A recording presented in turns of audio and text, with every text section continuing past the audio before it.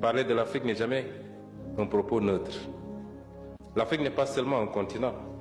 Elle n'est pas seulement une mosaïque d'États, de peuples, de langues, de cultures, ni même une variation infinie de nuances dans la couleur de la peau de ses habitants. Elle est aussi, et peut-être surtout, une position dans le monde, une position façonnée par l'histoire. Ce qui unit l'Afrique n'est pas seulement une essence, c'est une trajectoire, une expérience partagée, faite de grandeur, de rupture et de dépossession. L'Égypte antique, la Nubie, l'empire du Monomotapa, ce ne sont pas des mythes, ce sont des réalités historiques, de puissance, de science et d'organisation. Nous, pensez à Kanka Moussa, l'empereur du Mali, dont la richesse et le rayonnement ont marqué le monde méditerranéen. Ou à Bakary II, ce souverain malien qui, bien avant les Européens, a traversé l'Atlantique. Mais notre patrimoine a ces grandes civilisations. Il inclut aussi nos langues, nos savoirs endogènes, nos arts et nos cultures vivantes. Être valorisés comme levier de souveraineté intellectuelle et économique. Ce rappel n'est pas un détour par le passé.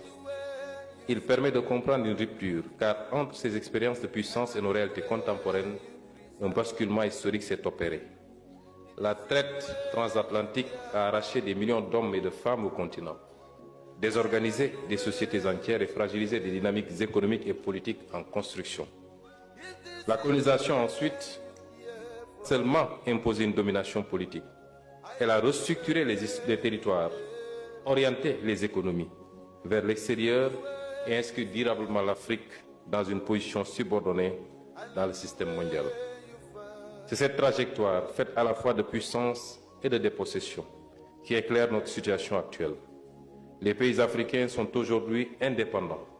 Ils ont leur drapeau, leur hymne, leur constitution. Ils siègent dans les organisations internationales. Ils signent des accords. Ils votent. Mais décident-ils toujours? Pas provocatrice, elle est nécessaire.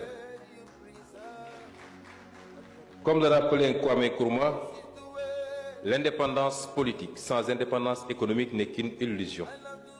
Ce que nous avons conquis au XXe siècle, nous ne l'avons pas encore entièrement transformé au XXIe siècle. Mais de quoi parlons-nous précisément? La souveraineté.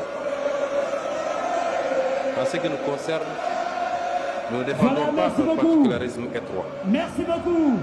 Merci. Mais une demande de réelle pluralité.